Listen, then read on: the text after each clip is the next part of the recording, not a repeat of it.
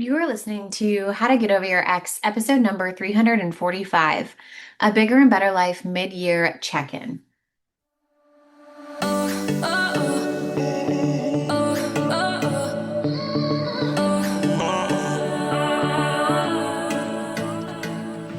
Welcome to How to Get Over Your Ex, a podcast on getting over your ex without it just taking time.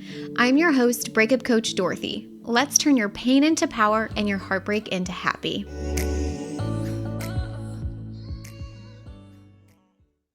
Hello, beautiful brave hearts. I am so excited to be here with you today. Today is a very different episode. We're not going to really be talking about how to get over your ex breakups. I don't have a script.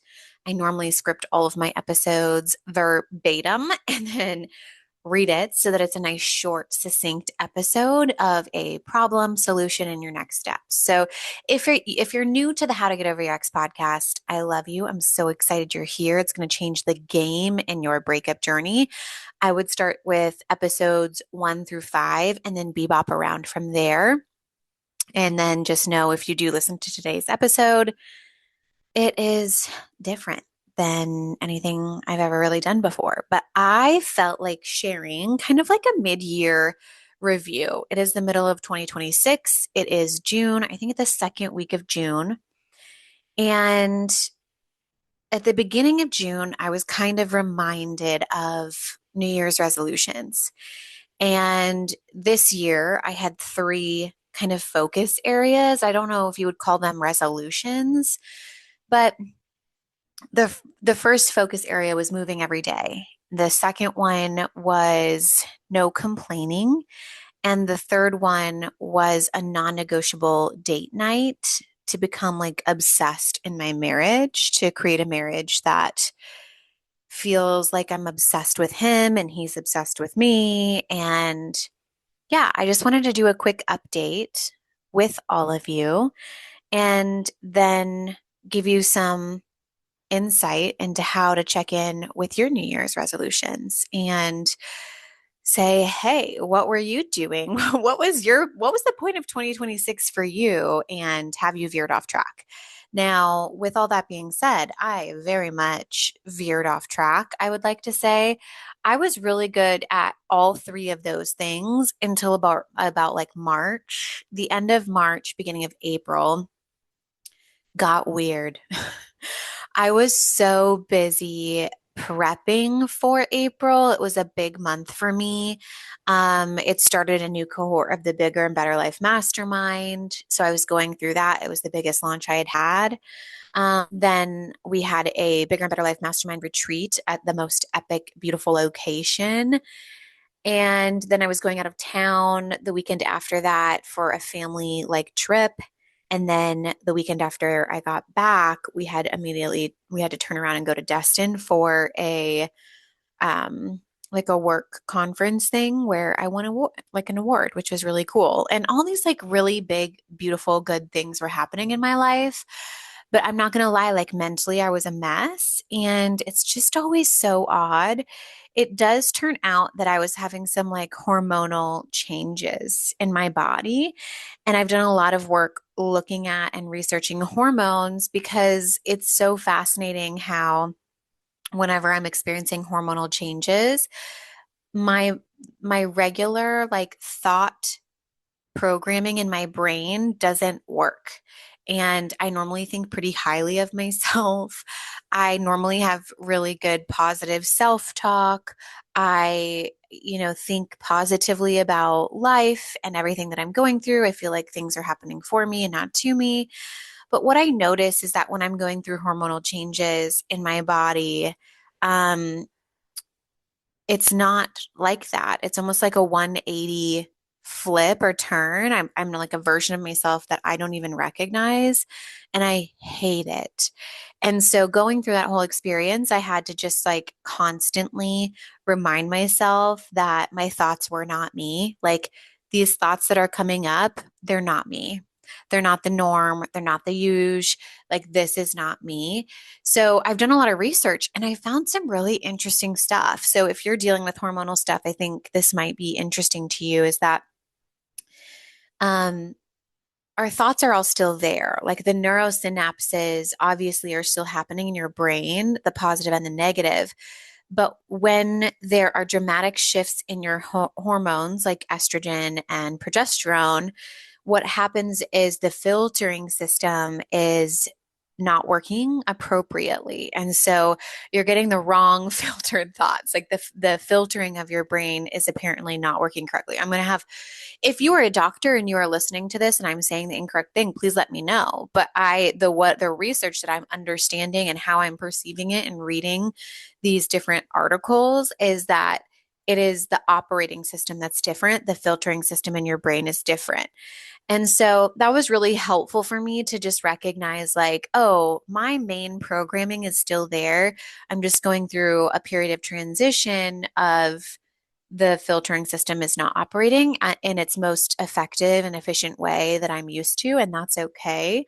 I'm just having a lot of patience and grace for myself. Now, with all that said, I bring all that up because it is related to my three intentions of the year, because one of them was not complaining like at all. I wanted to just give up complaining, kind of like I have gotten really good at a zero tolerance policy with negative self talk. It's just like not a part of my vocabulary. It's like a non negotiable. Like I just wouldn't go smoke a cigarette ever. And I just don't participate in negative self talk. And I was like, can I do the same thing with complaining? Because in the year of 2025, I found myself complaining a lot and I was kind of sick of myself because I had everything that I ever wanted. I had the baby that I wanted so badly at one point. I have the husband. We have the home. We live where I used to vacation. I have this thriving, beautiful business. Like, why in the world am I complaining? Just doesn't make any sense. So I did really well in January and February and most of March. April was a crapshoot and most of May. And then I was sitting down with one of my friends, Kayla, at this place called the Grand Marlin. And we're sitting at the bar and I'm like sharing how I'm doing, which wasn't well. And she like brought up, she was like, I know this year you tried giving up complaining. So I don't want to like give in to this complaining thing that you're doing. And I'm like, oh my God, I didn't even realize that I was complaining. And it really like, it reminded me of all of my intentions for the year. And I was like, whoa, whoa, whoa, whoa. Pause, rewind, back up. I did say I was going to give up complaining. So that reminder was just so helpful. I think it's so important to have friends in your life who like call you on your shit. It would have been so easy for her to just like continue complaining with me. And then having her just do like a full stop for me was so useful, so beneficial, so helpful. And it doesn't mean that she didn't like validate how I was feeling and all that, but it was so good and so refreshing. It was like, oh yeah, that is what I'm doing. And so like the last 2 weeks of May, I stopped complaining and now it's June and I'm feeling like alive and lit up and I'm feeling so good about so many components of my life. So I highly recommend trying the zero tolerance policy on complaining in your life. And it doesn't mean that it'll go away fully. Like, obviously, I noticed myself and I had to, well, I didn't. My friend noticed it. And then I had to remind myself, oh, yeah, that's what we're doing. And so I knew it would be a practice. I knew it would be a situation where I'd catch myself and have to say, hey, this is zero tolerance policy here.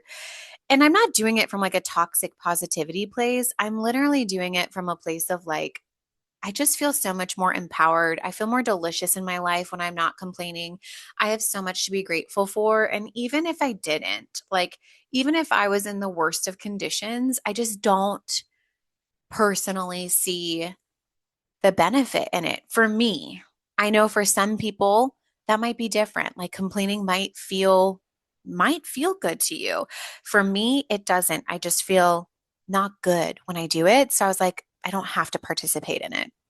Now, the second thing that I wanted to talk about is like this marriage that I'm obsessed with. In 2025, we obviously had our first kid. Well, it was at the end of 2024. So 2025 was the first full year of having our child. And what I realized that came up a lot for me was resentment with my husband, where it seemed like my life had changed so drastically, but he still got to leave and go to a full-time job, like for 10 hours a day, only four days a week. And then still like go out with the guys from time to time. And like he's a great partner, a great dad, and all of the things. I think I personally have a hard time leaving my child. And I was having a hard time creating space between me and the things that I like to do and work and having the kid.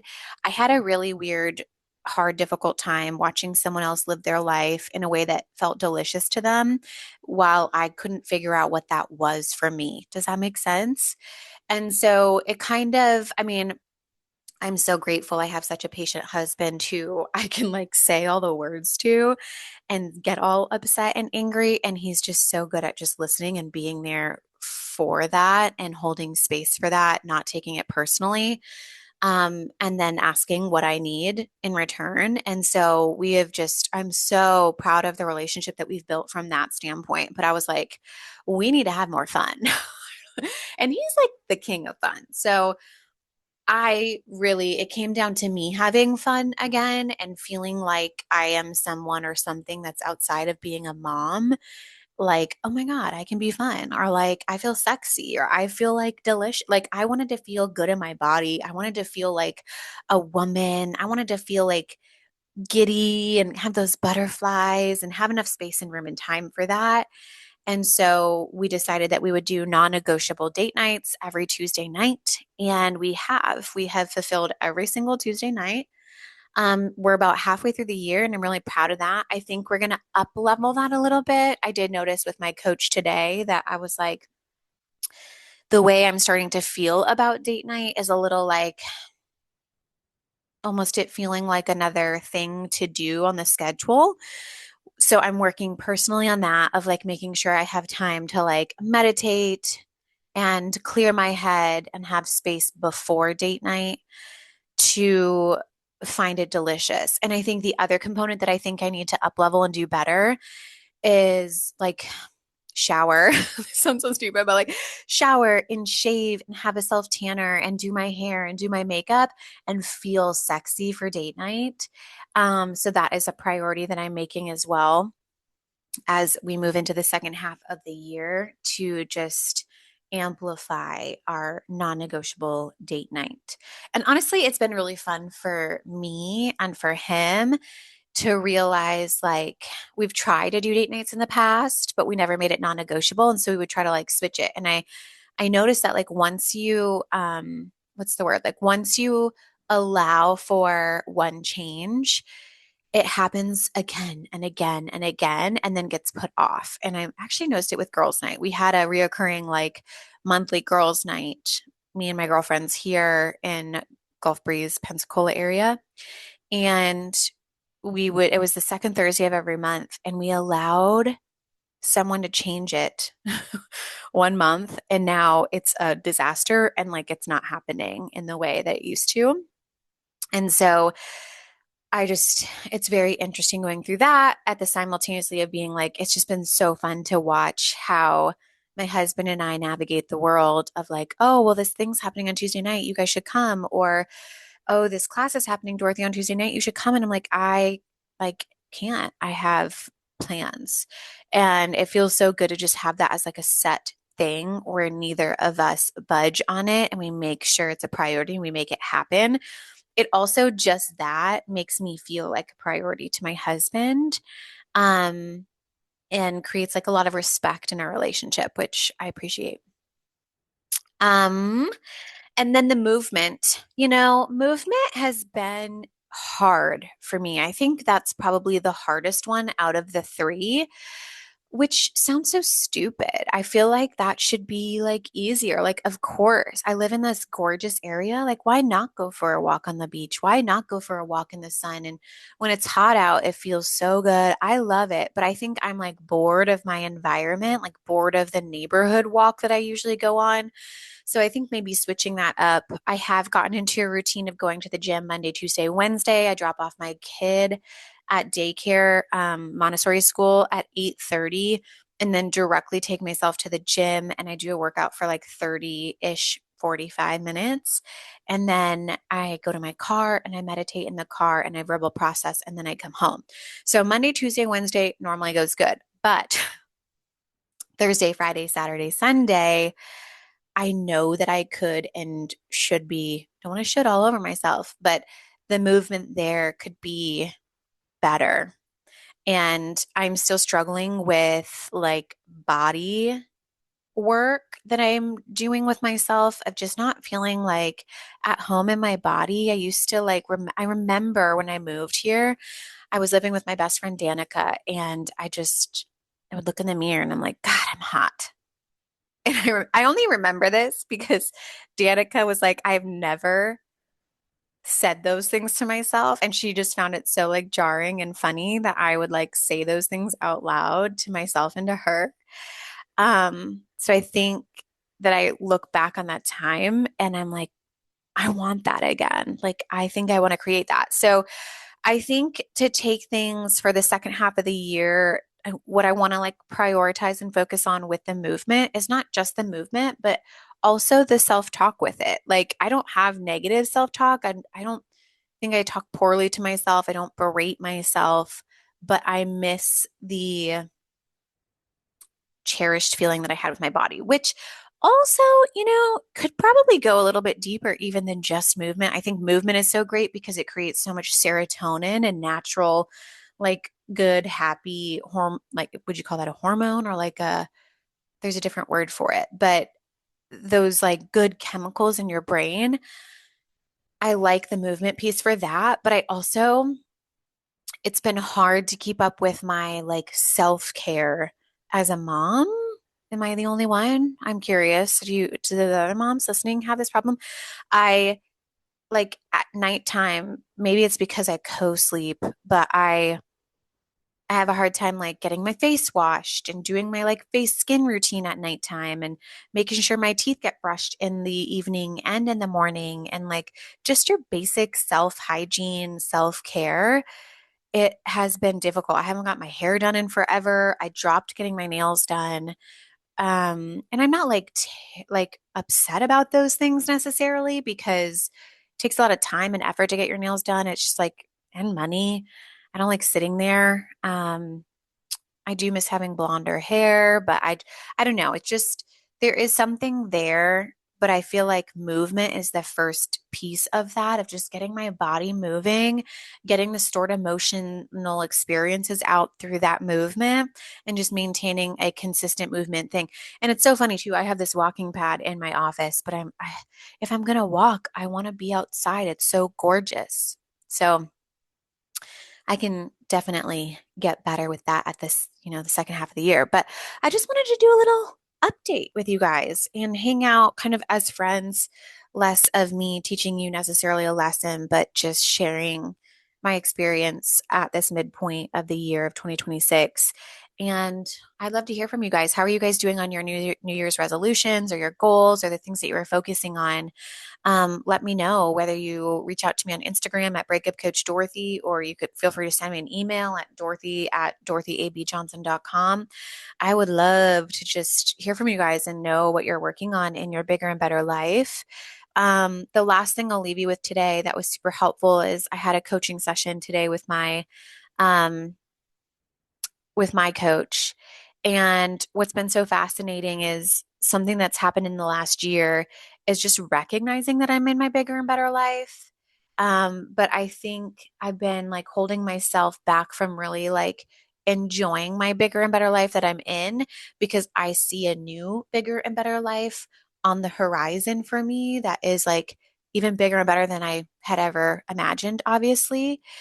And we had this like amazing epiphany of realizing, like, oh my gosh, I have not been allowing myself to just relish in that bigger and better life because it feels like one or the other. Like, if I relish in this, I won't go after the new bigger and better life. Does that make sense? And I had this beautiful, amazing thought of like, I get to have this beautiful life and I get to create an even better life. Like, I'm successful now and I'm creating more success. Isn't that fun? Well, my kid just got home, so I'm going to hop off. But I love you guys so much. I hope you have an amazing day, and I will talk to you next time. If you're loving the How to Get Over Your Ex podcast and you want to learn how to get over your ex in 3 months or less to build a life better than the one you thought you had with your ex, I would like to personally invite you to my next group course where we take everything you've learned here on the podcast and apply it to your life. Come check it out at www.lifecoachdorothy.com.